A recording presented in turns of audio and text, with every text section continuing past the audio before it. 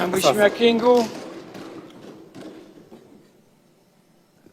Mheshimiwa Spika, kwa unyenyekevu mkubwa wa moyo wangu, ninaomba nitumie nafasi hii kwanza kabisa kukushukuru wewe kwa kunipa heshima ya kutoa neno la shukrani kwa kaka yetu kipenzi Rais Ruto kutoka Kenya, kipenzi cha wabunge wengi wa Tanzania na kipenzi cha Watanzania wengi.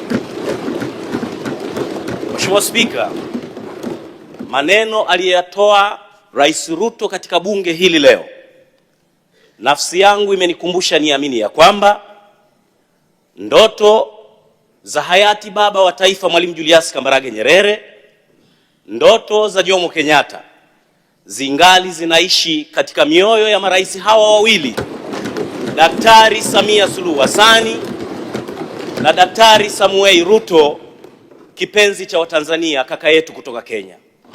Mheshimiwa Spika, kwa hotuba aliyoitoa Mheshimiwa Ruto, ninashawishika kabisa kuamini mapenzi aliyonayo rais wetu kwa Wakenya, mapenzi aliyonayo Rais Dr. Samia kwa kaka yake Ruto, yamenithibitishia beyond reasonable doubt kwamba wananchi wa Kenya hawakufanya makosa kumchagua Rais Ruto kuwa kiongozi wao.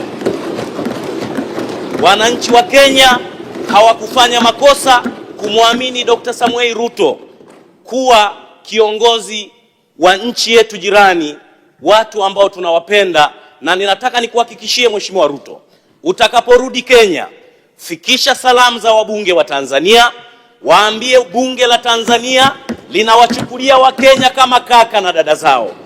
Fikisha salamu kwa Wakenya, waambie Rais Daktari Samia na Spika wa bunge la Tanzania anawachukulia Wakenya kama ndugu zao wa damu. Borders haziwezi kututenganisha, na nataka nikuhakikishie sisi tutaendelea kukuombea, na ninataka nikuachie neno la Bwana kwa sababu ninajua nawe ni mpako mafuta wa Bwana, ninajua huduma zako katika kazi ya Bwana. Albashir TV, dunia na Afrika kwa lugha yetu.